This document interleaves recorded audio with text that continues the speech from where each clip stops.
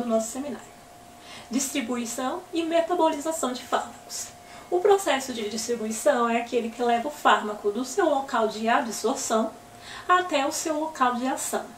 Assim que o fármaco é absorvido e entra na corrente sanguínea, ele vai se unir a proteínas transportadoras.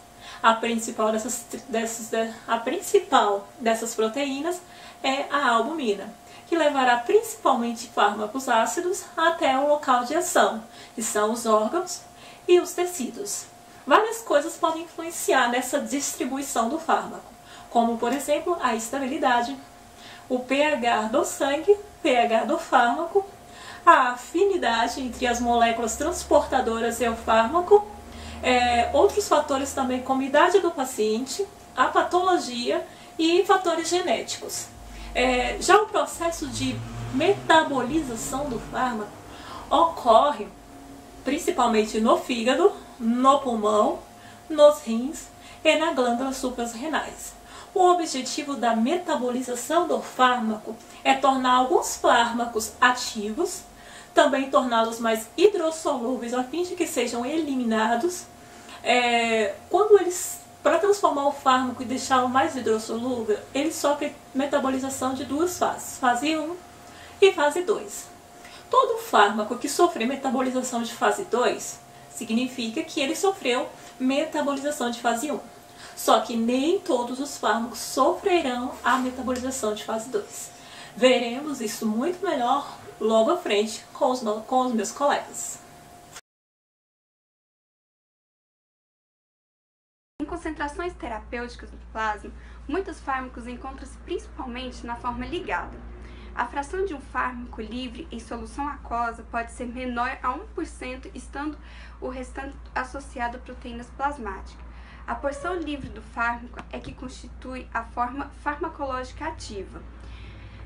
A albumina que liga muitos fármacos ácidos e um pequeno número de fármacos básicos, e a proteína plasmática mais importante em relação às ligações de fármaco. Outras proteínas plasmáticas, incluindo a beta-globulina, é uma glicoproteína ácido cujo nível aumenta nas doenças inflamatórias.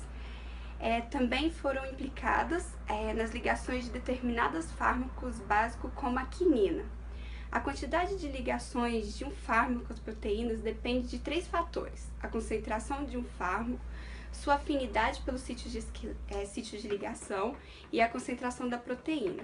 A reação de uma ligação pode ser vista como associada simples das moléculas dos fármacos, como uma população finita de sítios de ligação, de modo exatamente análogo, e ligações fármaco-receptor, que é o fármaco livre, o sítio de ligação, que é igual ao complexo, que é a junção dos dois.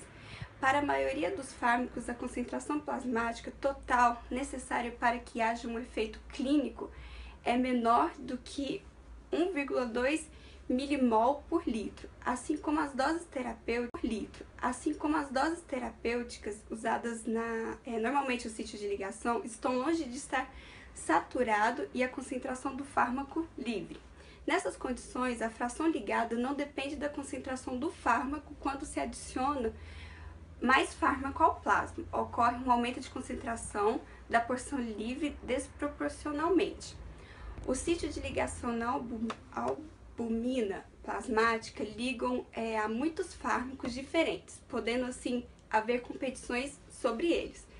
Se 2 fármacos A e B competirem, a concentração do fármaco B pode reduzir a ligação da proteína do fármaco A, aumentando a concentração plasmática de sua forma livre. Para que isso ocorra, o fármaco B precisa ocupar uma fração apreciável dos sítios de ligação.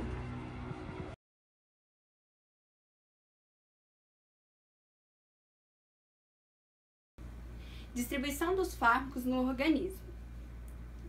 Os principais compartimentos líquidos eles são divididos no organismo em 4 etapas. O líquido extracelular, onde compreende o plasma, que é de 4,5 do peso corporal, o líquido intersticial, que é 16%, e a linfa, que é 1,2%. O líquido intracelular é de 30% a 40%, sendo a soma do conteúdo líquido de todas as células aquosas. O líquido transcelular é de 2,5, inclui o líquido cefalorraquidiano, né, que é o intraocular, o peritoneal, o pleural, o sinovial e as secreções digestivas. Dentro de cada um desses compartimentos aquoso, as moléculas do fármaco estão presentes tanto livres em solução quanto na forma ligada um ao outro, né? O fármaco, que são ácidos e bases, existem como uma mistura em equilíbrio das formas de com carga e sem carga, sendo que a posição do equilíbrio depende muito do pH. O padrão de equilíbrio de distribuição entre os diversos compartimentos depende da permeabilidade através das barreiras teciduais, ligação dentro dos compartimentos, partição do pH e também a partição do óleo e da água. Para que aconteça esse compartimento extracelular passe para o outro compartimento transcelular, precisa passar por uma barreira celular.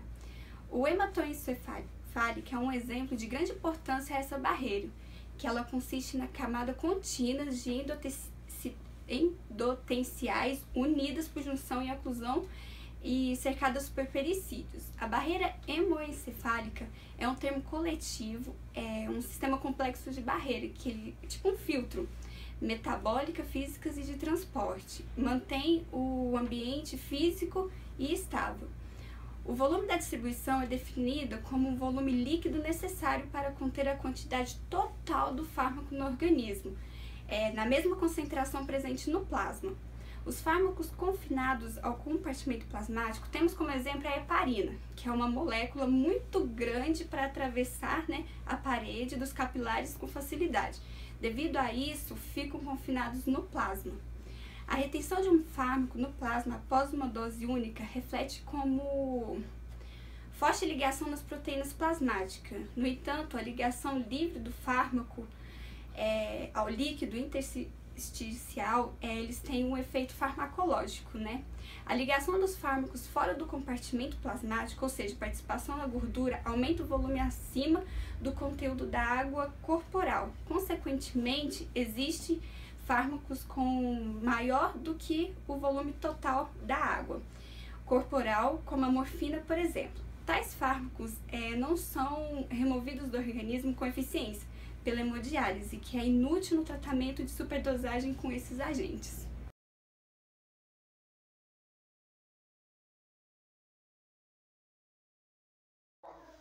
Meu nome é Renê Damasceno e estou aqui para apresentar um trabalho, o qual o tema chama-se Sistemas Especiais de Liberação de Fármacos. E também quero falar de algumas estratégias para melhorar o fornecimento dos fármacos, os quais são microesferas biologicamente erosíveis, profármaco, acondicionamento em lipossomas, dispositivos revestidos implantáveis e conjugados anticorpos fármacos. Bom, agora eu vou falar um pouquinho de cada um desses. As microesferas biologicamente erosíveis, essas microesferas podem ser preenchidas com fármacos, incluindo substâncias de alto peso molecular, para melhorar sua absorção, que ocorre através do epitélio observativo da mucosa, quando pelo epitélio que recorre às placas de Pauer. E o profármacos, eu vou falar também um pouquinho sobre o profármacos, que são os precursores inativos metabolizados e em metabólitos ativos, sendo ativados somente após a biotransformação. Estes podem melhorar a absorção ou a ação. Vou falar também sobre o acondicionamento em lipossomos. Esses são vesículas produzidas por sonicação de uma superção aquosa de fosfolipídios. E os dispositivos revertidos implantáveis. Também quero falar um pouquinho sobre eles, que são revestimentos impregnados que foram desenvolvidos a fim de permitir a aplicação localizada de fármacos a partir de implantes. E por último, eu quero falar também sobre os conjugados. Esses conjugados anticorpos fármacos, há uma possibilidade interessante, que é ligar o fármaco a um anticorpo direcionado contra um antígeno específico do tumor, que se ligaram seletivamente às células tumorais. Bom, a minha parte dos sistemas especiais de liberação de fármacos.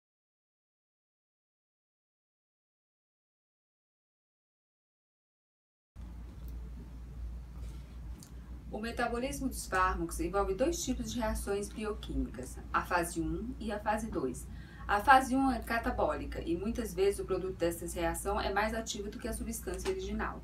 O fígado extrai e metaboliza algumas substâncias com eficiência e quantidade que chega à circulação sistêmica e consideravelmente menor do que a quantidade absorvida.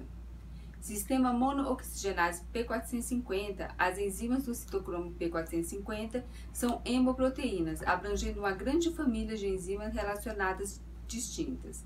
Elas se diferenciam entre si por uma sequência de aminoácidos, sensibilidades inibidoras e agindo como indutoras na inespecificidade das reações que catalisam.